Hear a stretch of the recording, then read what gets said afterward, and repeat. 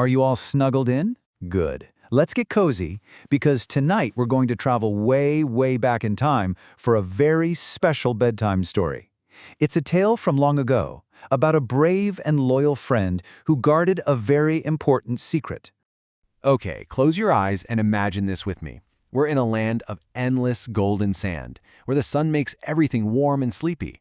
But deep, deep down, underneath all that sand, a sacred tomb lies hidden. It's a very quiet, very peaceful place, filled with sparkling treasures and all the memories of a wonderful king who is resting there.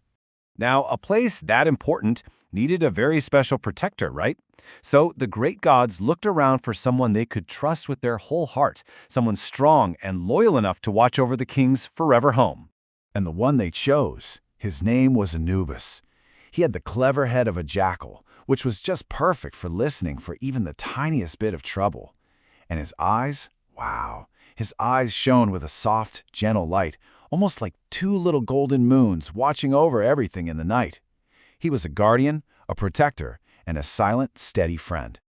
For years and years, so many years you can't even count them, Anubis did his job. He'd walk through the quiet halls without making a single sound, his paws so soft on the cool stone.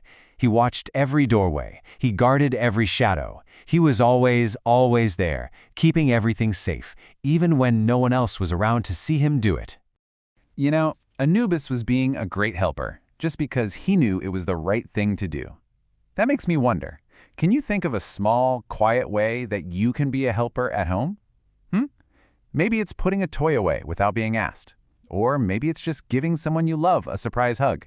For a long, long time, everything was perfectly peaceful. But then, one night, when the moon was hiding behind the clouds, a new sound came drifting over the sand. It was the sound of soft, secret whispers.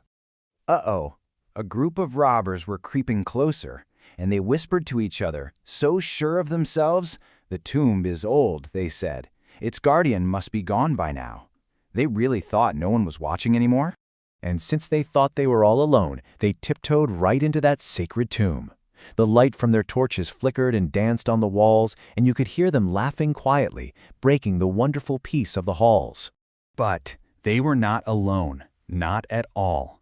Deep in the shadows, where the torchlight couldn't quite reach, two golden eyes slowly opened.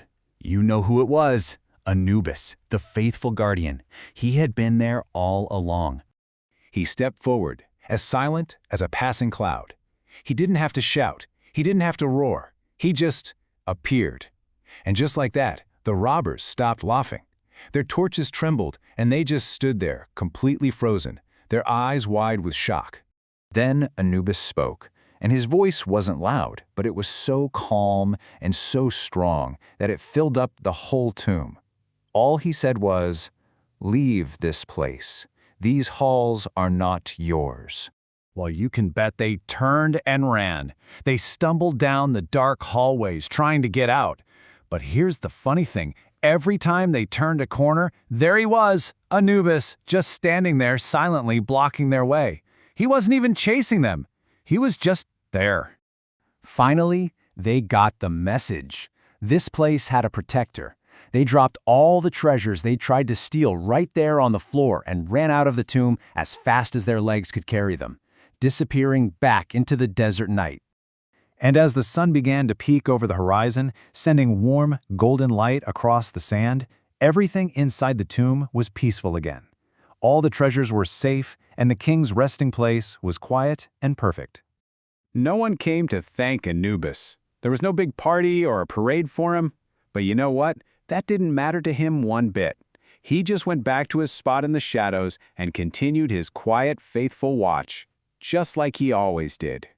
And that, right there, is the most important secret in this whole story. It's what Anubis was trying to show us. That true loyalty, being a true friend, isn't about getting a prize or having everyone clap for you. It's all about doing the right thing just because it's in your heart to do it. It's about being good and trustworthy, especially in those quiet moments when you think nobody else is looking. That's when it counts the most. So what is loyalty, really? It's simple. It's just being a true friend. It's keeping your promises. And it's doing those things even when it's a little bit hard. It's having a heart that's steady and faithful, just like Anubis. So, as you drift off to sleep tonight, I want you to hold a little thought in your heart. Who or what will you choose to be a faithful guardian for? Maybe it's for your pets, or a little brother or sister, or maybe even a special promise you've made. Just like Anubis, you can be a strong and quiet protector for the things that matter most to you. Now, sleep well. Hello, please like and subscribe for more bedtime storytelling